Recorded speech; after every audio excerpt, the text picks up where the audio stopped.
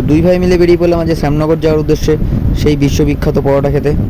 তারপর কাকিনাড়া স্টেশনে গিয়ে হাঁটতে হাঁটতে টিকিট কাউন্টারে গিয়ে টিকিট কেটে দাঁড়িয়েছিলাম ট্রেনের অপেক্ষায়, কিন্তু ট্রেন আসছিল না, তো আমরা একটু হাঁটাচলা করে নিচ্ছিলাম। আর এটা বলে এটা কি সন্দীপ, তো আমার ভাই, তো ওরও ইউটিউব চ্যানেল আছে। তো ফাইনালি ট্রেনে উঠে সোজা নিয়ে পড়লাম শ্যামনগরে।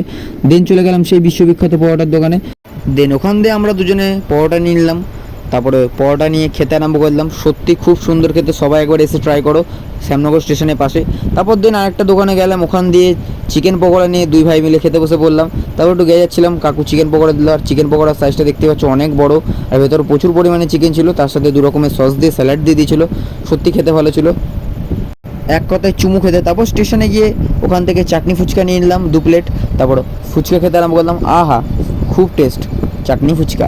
দেন তারপর আমরা চম্পা নিলাম, ক্যাম্পা নিলাম। তো আমরা এখন ক্যাম্পা খেতে খেতে বাড়ি যাই। তোমরা এরকম মিনি ব্লগ দেখার জন্য চ্যানেলটাকে সাবস্ক্রাইব করো। বাই।